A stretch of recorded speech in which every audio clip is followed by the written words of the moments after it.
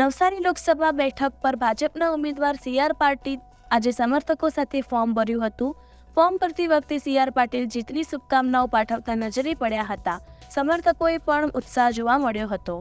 લોકસભાની ચૂંટણીને લઈ દેશભરમાં માહોલ જામ્યો છે, ત્યારે ગુજરાતમાં ત્રીજા તબક્કામાં ચૂંટણી યોજવાની છે, જેને લઈ તમામ પક્ષો દ્વારા ઉમેદવાર જાહેર કરવામાં આવ્યા છે અને આજે ઉમેદવારોના ફોર્મ ભરવાની છેલ્લી તારીખ છે. ત્યારે નવસારી બેઠક પર ભાજપના સી.આર. પાટીલે આજે ફોર્મ ભર્યું છે. સી.આર. પાટીલે ગઈકાલે જનમેદની સાથે રોડ શો કર્યા બાદ વિજય મુહૂર્ત ચૂકી ગયા હતા, જેથી આજે ઉમેદવારી પત્રક ભર્યું છે. કલેક્ટર કચેરી ખાતે રીતસરનો રાજકીય માહોલ જોવા મળ્યો હતો. એક બાજુ ભાજપના ઉમેદવાર સી.આર. પાટીલ જીતની શુભકામનાઓ વ્યક્ત કરી હતી. સી.આર. પાટીલે કલેક્ટર સમક્ષ ઉમેદવારી પત્ર ભર્યા હતા, ત્યારે કલેક્ટર કચેરી ખાતે ભાજપના સમર્થકો નારા લગાવ્યા હતા.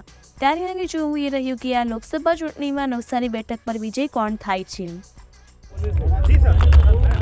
નમસ્કાર મિત્રો, આજે 25 નવસારી લોકસભામાં ચોથી વાર ઉમેદવારી પત્રક ભરવા માટે મને આદરણીય પ્રધાનમંત્રી શ્રી નરેન્દ્રભાઈ મોદી સાહેબના નેતૃત્વમાં અને શ્રી અમિતભાઈ શાહ સાહેબના માર્ગદર્શનથી પાર્ટીના રાષ્ટ્રીય અધ્યક્ષ શ્રી જે.પી. નડ્ડાજી અને પાર્લામેન્ટરી બોર્ડે જે મને ફરીથી ઇલેક્શન લડવા માટેની તક આપી છે, એના માટે હું એ સૌનો ખૂબ ખૂબ આભાર માનું છું.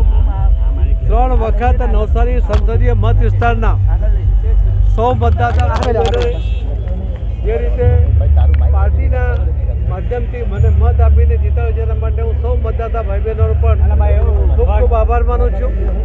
ભારતીય જનતા પાર્ટીના સૌ કાર્યકર્તાઓ અને આગેવાનો એમણે પણ જે સખત મહેનત કરીને ભાઈ બહેનો સાથે એમણે જે સંપર્ક જાળવી રાખ્યો છે, જે ભારતીય જનતા પાર્ટીને નવસારી બેઠક પર જ્વલંત વિજય પ્રાપ્ત થાય છે, એના માટે પણ હાથ જોડીને કાર્યકર્તાઓને આગેવાનોને